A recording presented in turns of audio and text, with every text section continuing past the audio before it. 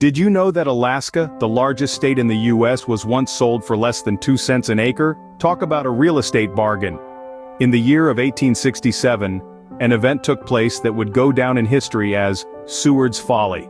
Secretary of State William H. Seward negotiated the purchase of Alaska from Russia for a mere $7.2 million.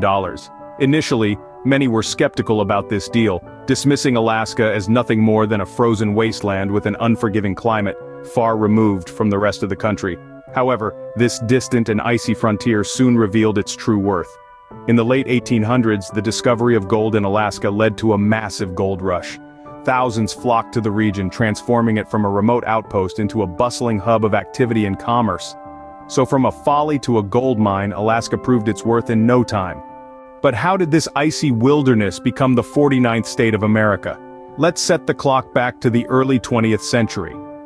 In the early 1900s, Alaska was a far-flung territory of the United States, known more for its rugged wilderness than the potential it held. However, the gold rush of the late 19th century had started a population boom that would continue into the next century. People from all walks of life flocked to Alaska, drawn by the promise of prosperity and the allure of the wild frontier. Over time, these settlers established communities, built infrastructure, and cultivated the rich resources of the land. Alaska was no longer just a wilderness, but a thriving territory. As the population grew, so did Alaska's strategic importance. Its location made it a critical outpost during World War II, as it was the only part of the United States that was directly threatened by Japanese forces. This led to an increased military presence and infrastructure development, further cementing Alaska's importance. Then came the Cold War. Positioned just a few dozen miles from the Soviet Union across the Bering Strait, Alaska became a front line in the struggle between the superpowers. The territory was now not just an outpost but a crucial part of America's defense strategy. Amidst these geopolitical shifts, the people of Alaska began to push for statehood. They wanted representation in Washington and the ability to make decisions about their own land.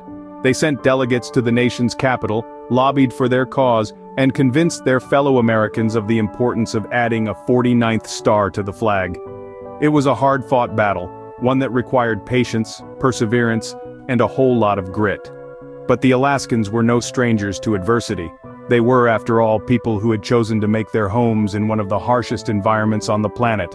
And so, after decades of perseverance, the dream of statehood was within reach. The year is 1958, and the Alaskan Statehood Bill is on President Eisenhower's desk, waiting to be signed. Imagine the political scene of that era.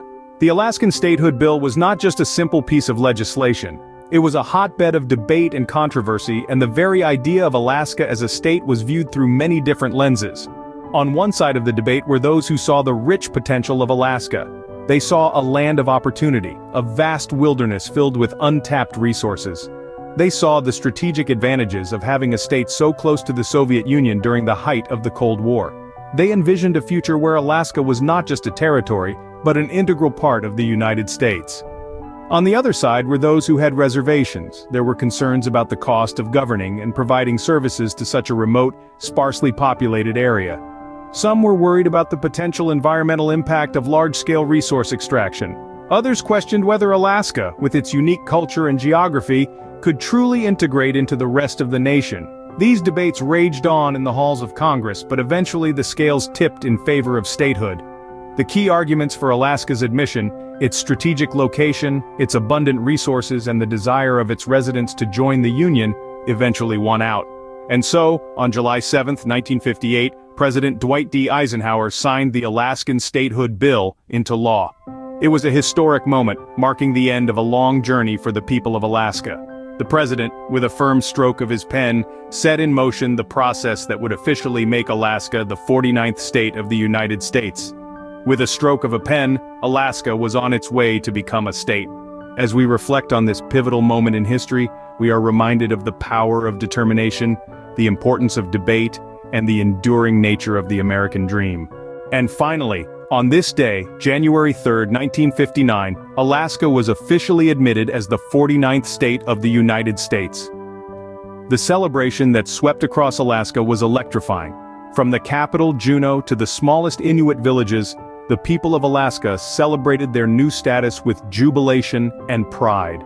Ceremonies took place across the state, marked by the raising of the Star-Spangled Banner with its new 49-star configuration. In the decades since that momentous day, Alaska has blossomed and transformed. No longer just a distant frontier, it has become a vibrant part of the American fabric. It has developed its own unique culture, combining its indigenous roots with the influence of countless immigrants who have made Alaska their home. Its economy has grown, driven by industries like oil, fishing, and tourism. From a frozen wasteland to a land of opportunities, Alaska's journey to statehood is a testament to the American spirit of perseverance and ambition. So, let's recap the key events that led to Alaska's statehood. Our story begins with the purchase of Alaska from Russia in the late 19th century. A piece of land once dismissed as Seward's folly soon proved its worth when the gold rush hit. Thousands flocked to the area, transforming it from a remote wilderness to a bustling frontier. As the population grew, so did the desire for statehood. There was a concerted push by Alaskans who yearned for the rights and recognition that came with being a state. After years of lobbying and negotiations, their efforts finally paid off. On this very day in 1959, Alaska was officially admitted into the Union. The star of the last frontier took its place on the American flag as the 49th state. And that, folks, is the thrilling journey of Alaska, from a remote frontier to the 49th state of the United States.